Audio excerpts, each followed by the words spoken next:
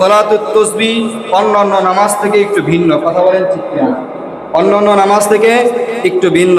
সুবহানাল্লাহি আলহামদুলিল্লাহি লা ইলাহা ইল্লাল্লাহু আল্লাহু আকবার, এই দোয়াটা আমি সলাতুত তাসবিহ নামাজের নিয়ম বলতেছি, যদি আমরা কেউ পড়ি তাহলে আমরা পড়তে পারবো ইনশাআল্লাহ। এই রাত্রিতে আপনি পড়লে করতে পারবেন ইনশাআল্লাহ। আমরা নিয়ত করতে পারি না? আমরা দোয়াটা আগে শুনি। সুবহানাল্লাহি আলহামদুলিল্লাহি লা ইলাহা ইল্লাল্লাহু আল্লাহু আকবার। এই দোয়াটা অন্যান্য নামাজের মতো প্রথম রাকাতে আমি নামাজে দাঁড়ালাম, সূরা ফাতিহা শেষ করলাম, তার সাথে যে সূরা আছে ওই সূরাও শেষ করলাম, অন্য সূরা মিলানো শেষ। রুকুতে যাওয়ার পূর্বে এই দোয়া 15 বার। কয়বার? রুকুতে যাওয়ার আগে 15 বার, রুকুতে যাওয়ার পর তাসবিহ পড়ার পর 10 বার। কয়বার? 10 বার।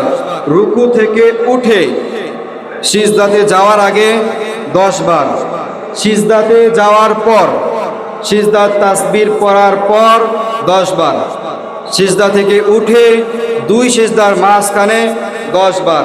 কয়বার? 2 সিজদার মাঝখানে 10 বার।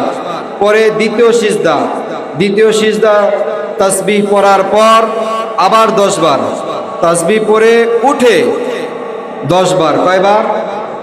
উঠে 10 বার, অর্থাৎ এক রাকাতে 75 বার। কয়বার? এক রাকাতে 75 বার। তাহলে আবার বলতেছি, প্রথমে অন্যান্য নামাজের মতো সূরা ফাতিহা শেষ করে অন্য সূরা মিলিয়ে রুকুতে যাওয়ার পূর্বে 15 বার, রুকুতে যাওয়ার পূর্বে 15 বার কি দোয়া পড়তে হবে? সুবহানাল্লাহি আলহামদুলিল্লাহি লা ইলাহা ইল্লাল্লাহু আল্লাহু আকবার, এই দোয়া 15 বার।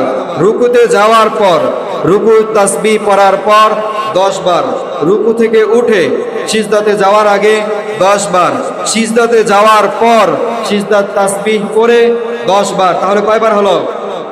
15 বার। আবার প্রথম থেকে বলি, 45 বার।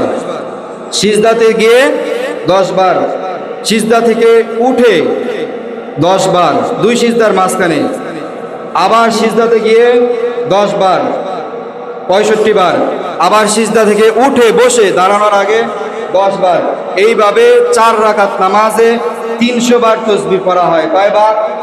প্রত্যেক রাকাতে 75 বার, প্রত্যেক রাকাতে 75 বার। কি দোয়া পড়ব?